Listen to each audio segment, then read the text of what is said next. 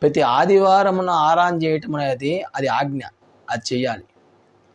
దేవుడు ఎందుకు పెట్టాడు ఆజ్ఞ అంటే, సహవాసంగా కూడినప్పుడు ఒకరినొకరు ప్రోత్సహించబడి యేసుక్రీస్తు రాకడ విషయంలో భయం నుండి ఆయన వచ్చే సమయానికి సిద్ధపడినటువంటి వ్యక్తులుగా నీవు నేను కలిగి ఉండాలని దేవుని వాక్యం చేత బలోపేతం పొంది ఆ వారమంతట్లో ఆ వాక్యం యొక్క భయము చేత ఆ విన్నటువంటి వాక్యాన్ని బట్టి ఆ వారమంతట్లో దేవుని వాక్యం చదవటము, అభ్యాసం చేయటము, ఆలోచించటము, ఆ వాక్యాన్ని బట్టి మనం ఇంకా బలోపేతం చేయటము.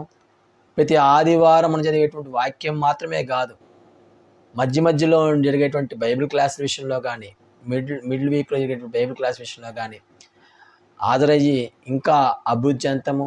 ఇది మనం నిర్విరామంగా చేయాల్సిన పని.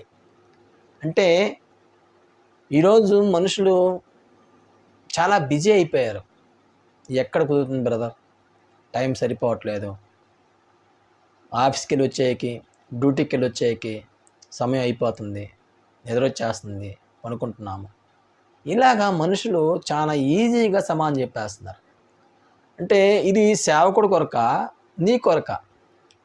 వాక్యం చదవటం అనేది సేవకుడు కొరకు కాదు, లేదా దేవుని యొక్క వాక్యాన్ని నేర్పించే వ్యక్తి కొరకు కాదు.